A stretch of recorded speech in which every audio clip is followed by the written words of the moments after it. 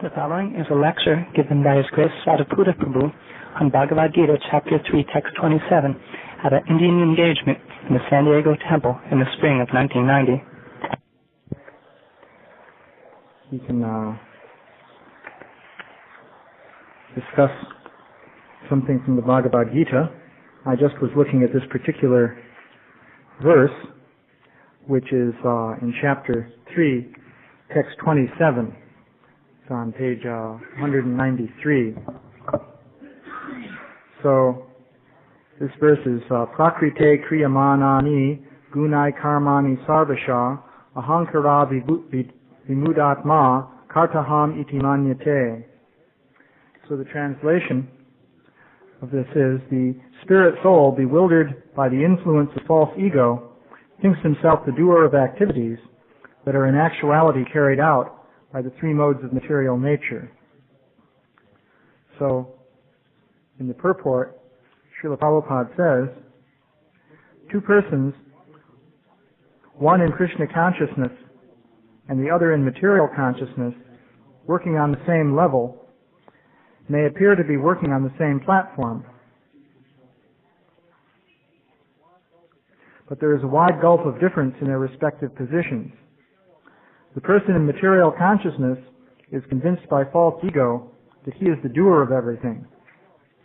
He does not know that the mechanism of the body is produced by material nature, which works under the supervision of the Supreme Lord. The materialistic person has no knowledge that ultimately he is under the control of Krishna. The person in false ego takes all credit for doing everything independently, and that is the symptom of his nescience.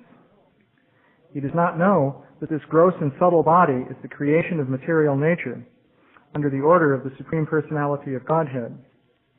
And as such, his bodily and mental activities should be engaged in the service of Krishna, in Krishna consciousness. The ignorant man forgets that the Supreme Personality of Godhead is known as Hrishikesha, or the master of the senses of the material body. For due to his long misuse of the senses and sense gratification, he is factually bewildered by the false ego, which makes him forget his eternal relationship with Krishna. So, this verse and the purport raises a very interesting question. In Western philosophy, this is called the problem of free will.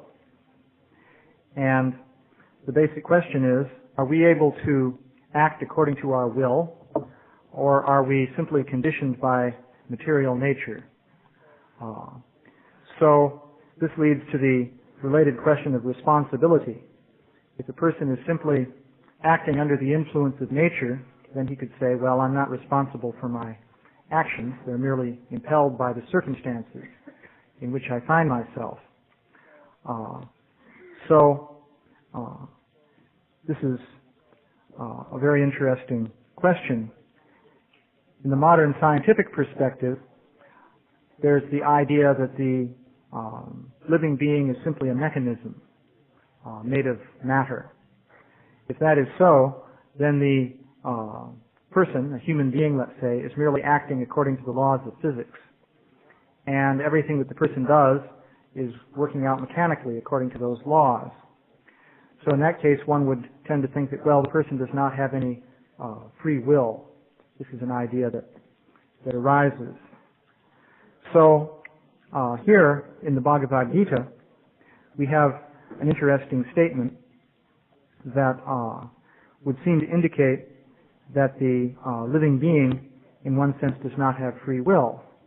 Because Krishna is saying here that the living being thinks himself to be the doer of activities, but actually these activities are carried out by the modes of material nature.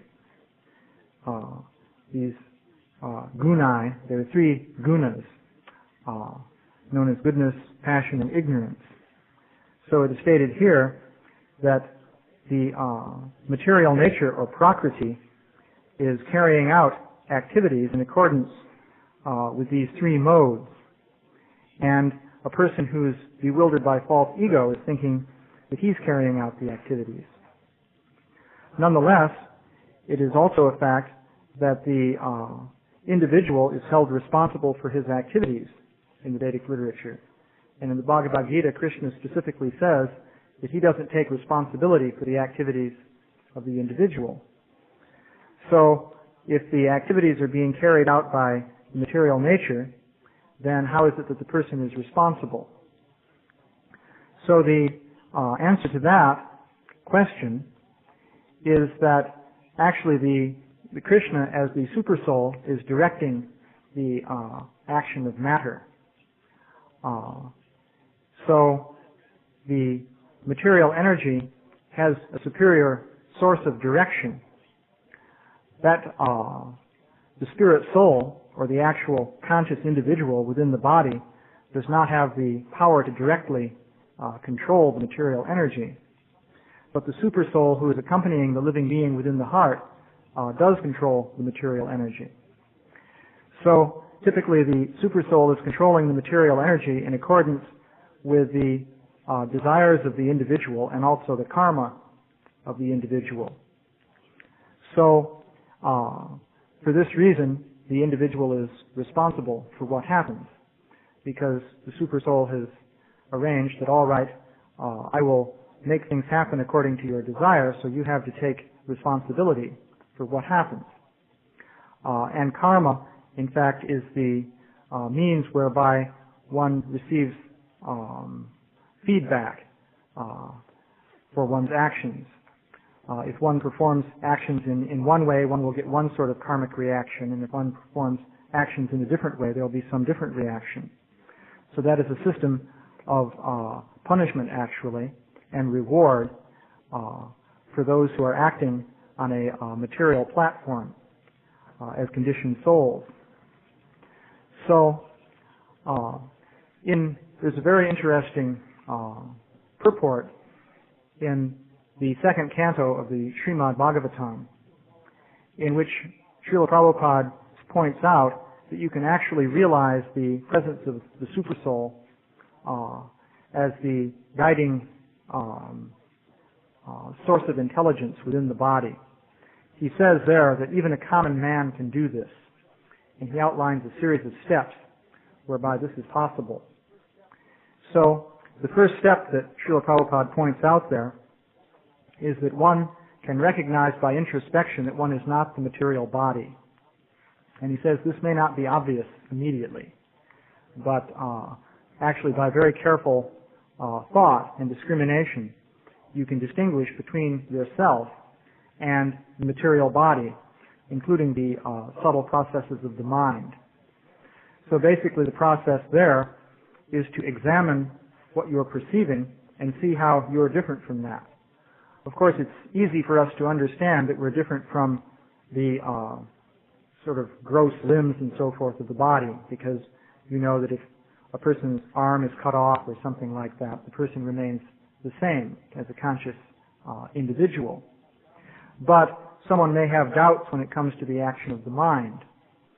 Still, one can observe the actions of one's mind and discriminate between that and one's own self by observing how these different mental images and so on are coming and going, and they are something that we are perceiving, but the perceiver is different from those continually flickering mental images. So by carefully considering this, one can discriminate between the self and which is the actual seer, and that which is seen. So that was the first point. And then the second point that Śrīla Prabhupāda made was that once you see that your self is distinct from the material body, you can actually understand that the body is acting and reacting according to the modes of material nature. You can do this by just analyzing what the body is doing. And you can see it's following rules of a material nature. And so the body is essentially acting like some sort of mechanism, something like that. But there's a further step. And that step is to realize that in fact, even though the body is acting according to some rules or laws independent of ourself, that is, one can realize the purport of this verse in the Bhagavad Gita, that we are not actually the doer doers of activities. Still, one can see that these activities are not just coming about or being carried out in a haphazard way, but there's some intelligence involved. However, that's not our intelligence. So one can come to that point of discrimination. Śrīla Prabhupāda points out that one can see that one is taking the assistance of some higher intelligence. And if a person is unable to do this, then he becomes deranged or unable to function in a normal fashion. So there are many simple examples in which you can see how we're taking advantage of some higher intelligence which is directing the action of the body. Krishna says in the Bhagavad Gita that he is the source of memory, intelligence, also forgetfulness, and so on. And you can see that the different abilities that we have are not directly under our control, nor do we understand how they work. We depend on these basic abilities all the time, but if we're asked to explain how they work, we don't know. And even the deepest studies in modern science really don't give us much information on this. Take, for example, the fact that one is speaking. When you speak, you have some idea in mind that you want to express, and immediately grammatical sentences come out expressing that. And actually, if you think about this, you can see that even if in theory you understand how it works, which we really don't understand, still you're not putting the sentences together according to your own conscious intelligence, selecting the words and so forth. If you tried to do that, you wouldn't even be able to speak at a normal speed. It's all just happening. So one could say, well, this is perhaps being done by some mechanism, some computer-like machine within the brain. And in fact, someone will argue that damage to the brain can interfere with this process. And so that shows that it is being carried out by a machine within the brain. But one can ask how the machinery got organized in the first place. For example, if we have a computer which carries out some complex task, there's the question of how the computer got programmed. We know that in all practical cases that there's some human programmer who programmed the computer. And once that was done, then the computer could function. And of course, if the computer is damaged, then those functions are interfered with. So in the case of the brain, it may be that some mechanism is producing speech, let us say, and it may be that by damage to certain speech centers in the brain, one interferes with that. But still, how did the brain get organized in that way? That is the question. So if you carry the computer analogy to its ultimate limit, one would come to the idea that perhaps there's some programmer that has programmed the brain. And that programmer could not be exactly ourselves because we don't understand how the whole thing is working.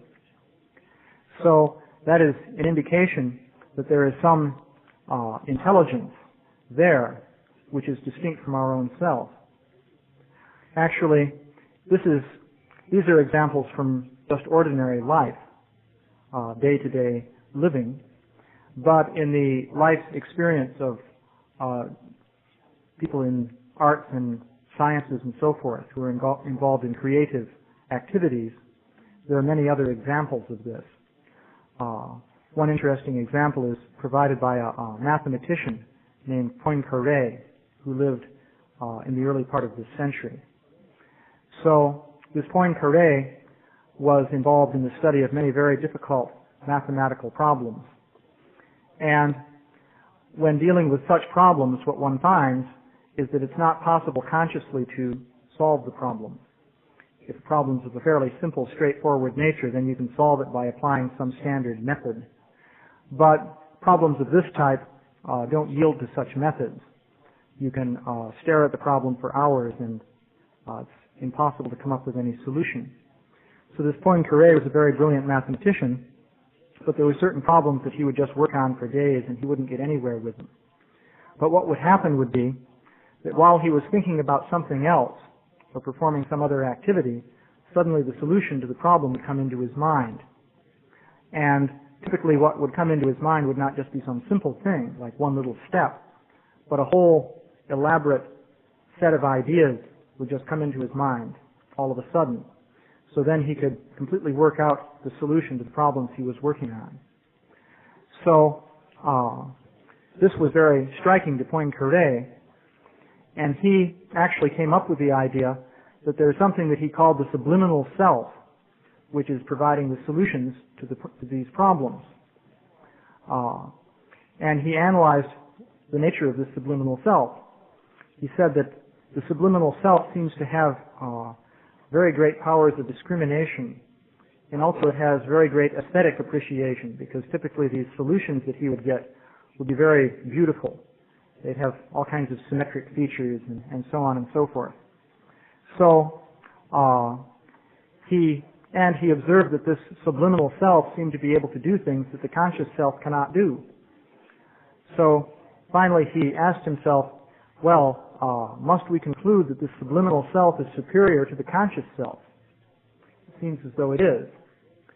So at that point he backed away from this idea, and he said, I would hate to accept such a thing, because basically he had an atheistic outlook. So he didn't like the idea that there should be such a subliminal self that was more powerful than his own conscious self. And so he tried to explain how perhaps the solutions were produced by some mechanical process of just testing out combinations at random until you get a solution. Actually, though, that won't work very well because there are too many combinations. There again, one who would like to avoid the idea of a subliminal self superior to the conscious self could argue that, well, perhaps there is some algorithm that's being executed, some system of steps that the brain is going through that yields the solution to the problem. And for some reason, we're not conscious of those steps. So even so, though, you'd have to ask, well, how did the brain come to carry out those steps? A computer couldn't carry out steps like that unless you programmed it with very great intelligence. In fact, computers of today can't solve problems of that sort, and so no one has yet been intelligent enough to come up with that kind of programming. So one would think then that if the brain is doing it by carrying out some kind of program or algorithm, then there must be some source to that program or algorithm. So where does it come from? So one again is confronted with the idea that there's some intelligence that is operating. However, there is certainly plenty of evidence to suggest that this intelligence isn't really setting up machinery, but it's actually acting within our lives from moment to moment. There are other people in different creative situations, such as musicians. For example, Mozart made the observation that he was describing how he would compose symphonies. And in his case, what would happen would be that he would be just taking a walk after dinner or something like that. And the whole symphony would start just emerging into his mind. And he said that I have nothing to do with it. I don't know where it's coming from. And his problem would be, and he would say that at a certain point he could hear the whole thing simultaneously. You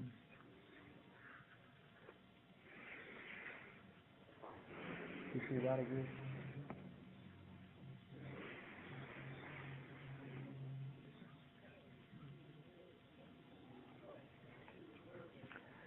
So he would observe that this music would just come into his mind, and his problem would be writing it down fast enough. So where does that come from? One would have to postulate in his case that, well, maybe there's a mechanism within the brain that generates music. And if you ask, well, where does that mechanism come from? In his case, the problem is that he had a rather rare degree of talent. And one would have to say, well, maybe that just happened by chance. But do we find that by chance you can produce remarkable things like that? For example, going back to computers again, if by chance you just randomly throw some numbers into the memory of a computer and try and run that as a program, will it compose beautiful music for you? You won't find that to be the case. So these indications, even in day-to-day life, do suggest that there's some higher intelligence which is actually there with us. So it's not that God is simply something remote who may have created the universe and set it running and so forth. But the indication is that there's actually, we're receiving from moment to moment guidance from some higher intelligence. So this is the basic principle described in the Bhagavad Gita and in Vedic literature in general. Basically, Śrīla Prabhupāda summed that up by citing the English phrase that man proposes and God disposes. Namely that we have desires to carry out different activities, and in accordance with our particular karma, then the supersoul grants those desires, or else he may not grant them, as the case may be. That depends on whether we deserve to receive the particular desired result. So in this way, the conscious self is actually not the doer of activities, but in another sense the conscious self is the doer, because Krishna is agreeing to act according to the desire of the conscious self. And so Krishna then says, well, the given being, the given spirit soul has to take responsibility for that in the form of different karmic reactions. Of course, this is true only if the spirit soul is acting independently of Krishna. So, as long as one is acting on one's own behalf, without regard for Krishna's instructions, then one receives karmic reactions for one's different activities. But if one acts in service to Krishna, then there are no karmic reactions, because then Krishna actually takes responsibility. If you're doing what Krishna wants you to do, then he will take full responsibility for all the results of that. So, actually what we should do is act in devotional service to Krishna, and then our actions will actually be perfect, because they'll be in agreement with Krishna's desires. So, these are some observations concerning this question of free will. I thought I'd make some other observations concerning the scientific issues that come up in this connection. For example, recently we had a conference in San Francisco held by the Bhaktivedanta Institute. The title of the conference was Consciousness Within Science. And so we were discussing there the nature of consciousness from a scientific point of view. There were a number of eminent scientists there. So one of the talks that was given, which I thought was, I think, one of the most interesting ones presented there, was by a Professor Benjamin Libet from University of California in San Francisco. So he has done experiments on the brain in which he tries to investigate the question of free will. And he claimed that he could show that actually the mind could not be directing the action of the brain according to its will. He could experimentally give evidence refuting this idea. This was in reference to some of us who were suggesting that the mind can cause the brain to do things. So he argued that no, it's not like that. The brain is the actual source of initiative to action. And we may feel that we are acting according to our will, but actually we are acting according to the direction of the brain, and so this feeling is to a certain extent illusory. This was his claim. So he gave evidence for this along the following lines. It seems that if you decide to move your arm, let's say, there is something called the action potential, which takes place within the brain and lasts for a period of about half of a second before the action begins. And this action potential can be measured with an electroencephalogram. So what you find is that before you move the arm, for about a half second, there's a surge of electrical activity within a certain part of the brain, which builds up. And then actually this first builds up in a certain motor control region in the brain, secondary motor control region, and then it spreads from there to the primary motor control regions. And then from there, nerve impulses go to the muscles and so forth, moving the arm. So Libet was investigating when people experience will to perform an action. And so he performed an experiment in which he had a person watching a rotating dot and on a, I guess, metal disc, something like that. And he gave them the instruction that at some point, whenever you desire, move your hand. But remember where the dot was at the moment that you first experienced the desire to make that movement. And he was instructing them to just move according to your own free will, whenever you want to. So what he maintains is that in these experiments, he would find that the action potential would already be in process for about 350 milliseconds before the point where the person reported the will to make the movement. And so he said, well, before the person experiences the will to make the movement is already set into action by the brain. So this shows that this feeling of will is illusory. The person is not actually acting according to his will, because the brain was acting first. So this was his observation. And so he was saying then, well, this shows that you couldn't have the mind influencing the brain and so forth. So it's an interesting observation. But from the point of view of the Vedic literature, I would suggest that his observation is a little bit too naive or limited, because will is not such a simple thing. What we see here is it's described that a bewildered soul will think that he's the doer of activities which are all actually being carried out by the modes of nature. So in one sense, according to that verse, you would expect that the person's activities are being carried out by the modes of nature, that is, by the material apparatus of the body. And the person is thinking that I'm doing it, it's happening according to my will, but actually the term there is ahankara vimudatma. He's bewildered by false ego into thinking that. Actually, that's an illusion. He's not really doing it according to his will. So that's one conclusion that can be derived there. But then that leads into the further discussion that I just went through, namely that, well, if that's true, then how could we be held responsible for our actions? And are we simply passive entities sort of being carried along by nature? In that case, what's the use of trying anything if we have no actual independence? And of course, the answer is that actually we do have independence and we can make our own choices.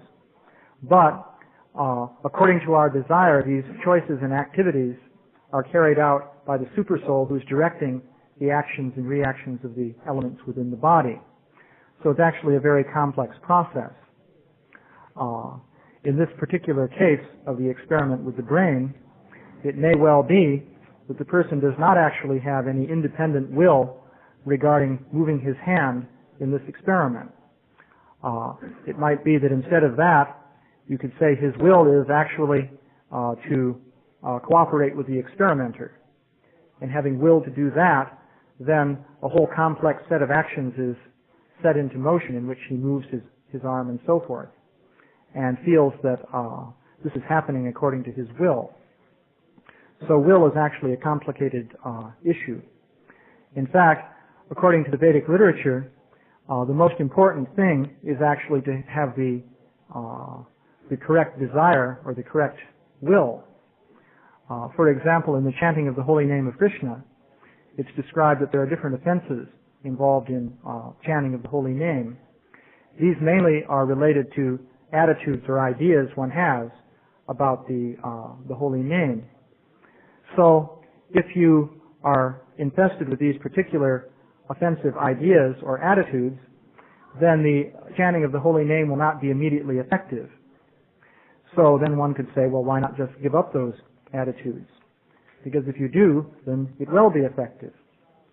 So, in fact, it's described that even when you come to the end of the offensive stage of chanting, and you haven't yet reached the stage of love of God, in this so-called nama-bhas stage, all the different anarthas of material life are driven away by that.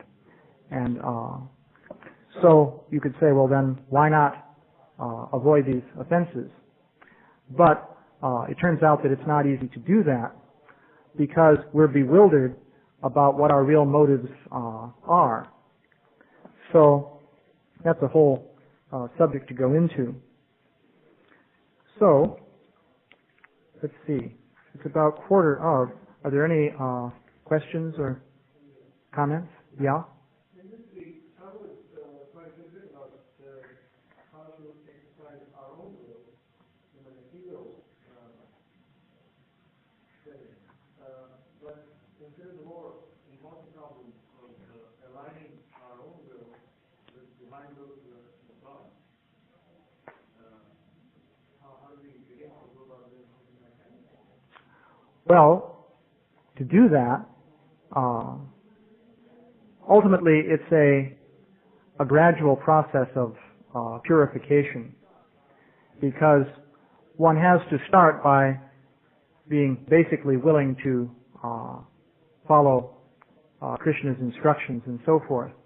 But initially, one is bewildered about one's own motives, as I was just mentioning. So the chanting of the holy name cleanses the heart. And so initially, one will be bewildered about one's own motives, and so one will not actually have pure desires with relation to Krishna consciousness, even though you may have heard instructions as to what pure desires might be. It's hard to realize this within oneself initially. But because the chanting purifies the heart, then gradually one will realize, to a more and more perfected degree, what one's desires are and what they should be. And thus one will be able to come to a point of having pure desires in relation to devotional service. So that ties in with the whole question of free will and so forth. It's a matter of realizing what we're actually willing. But if we undertake this process, then the purifying effect of the holy name will enable us to do that gradually.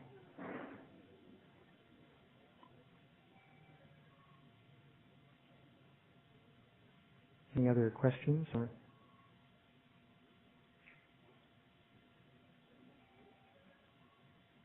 anyone have any ideas?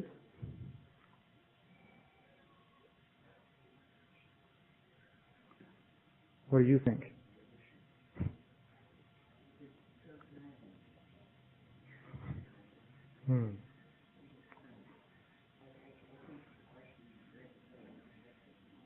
Yeah.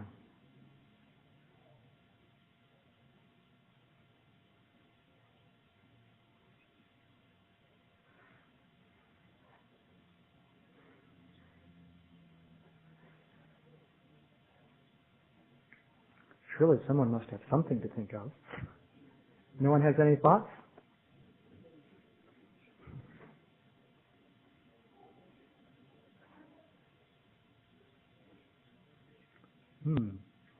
Well, I guess we must have all either become self-realized or somewhat bewildered. One or the other. So, I guess, well, it's now 10 hours, and you can start the next part of the program.